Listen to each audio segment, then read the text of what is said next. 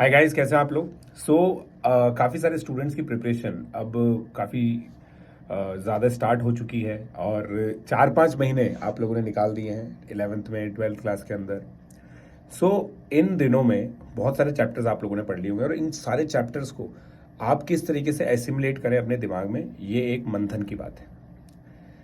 Obviously long run के अंदर वो बच्चा सक्सीड करता है जिसको सारी चीज़ें सही तरीके से याद होता है। एक होता है सब चीज़ें याद होना, एक होता है सही तरीके से याद होना।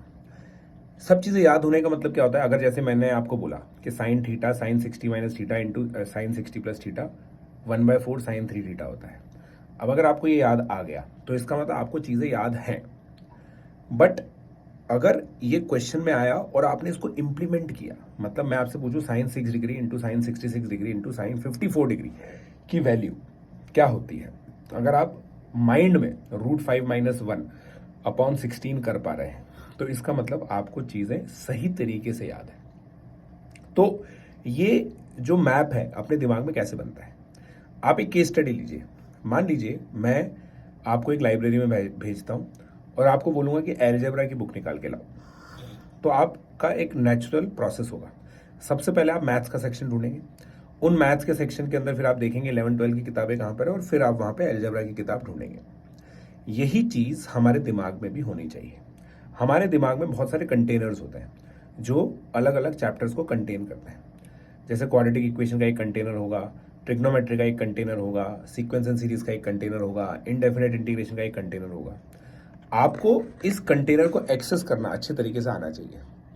हमें माइंड बेसिकली ट्रेन करना होता है। जैसे हमने क्वाड्रेटिक इक्वेशन का क्वेश्चन देखा तो हमारी रीड ओनली मेमोरी रोम के अंदर से क्वाड्रेटिक का जो डब्बा है, जो बक्सा है, वो रैम में आ जाना चाहिए। और वो कैसे होता है वो मैं आपको बताता हूँ।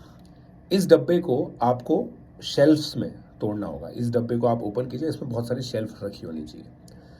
क्या होगा, जैसे क्वाड्रेटिक इक्वेशन है, इसकी जो शेल्फ होंगी इसके सब टॉपिक्स होंगे। Relation between roots and coefficient, common roots, transformation of roots, Newton sum, फिर आपका थियरी ऑफ इक्वेशन, फिर कंडीशन ऑफ रैशनल रूट्स, ये सब चीज़ें हैं वहाँ पे।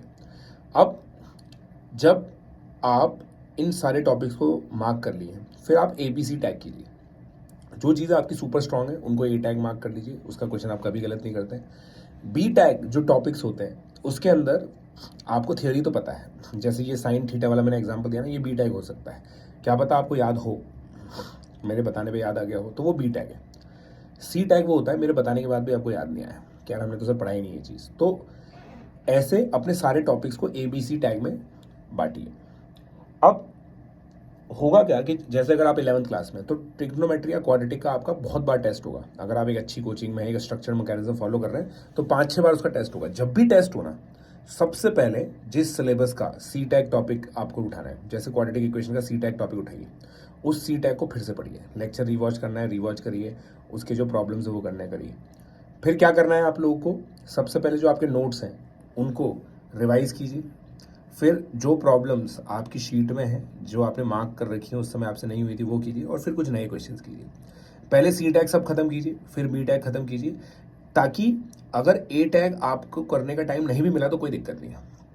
क्योंकि A टैग टॉपिक में मान लो 3 क्वेश्चन आप तीनों सही कर दिए, 3 सही करने के बाद आपको एक्स्ट्रा 3 नंबर थोड़ी मिल जाएंगे।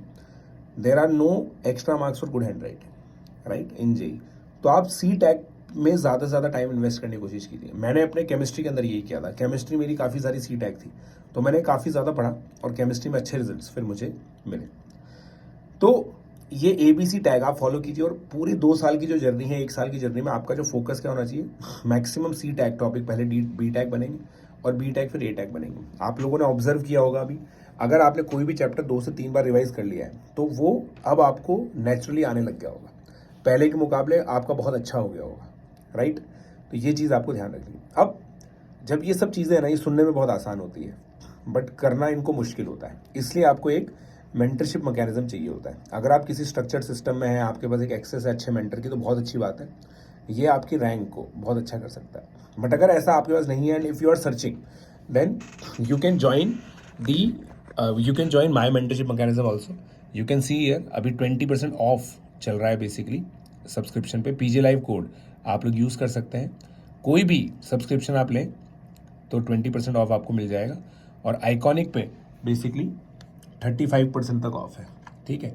आइकॉनिक में आप देख लें तो 15% तो प्राइस ड्रॉप हो चुकी है। पीजी लाइव कोड यूज़ करके आप लोग सब्सक्रिप्शन ले सकते हैं। तो आई होप आप लोगों को जो मेरी रिवीजन स्ट्रैटेजी वो पसंद आई। अगर अच्छा लगा तो प्लीज़ वीडियो को शेयर कीजिएगा। Thank you.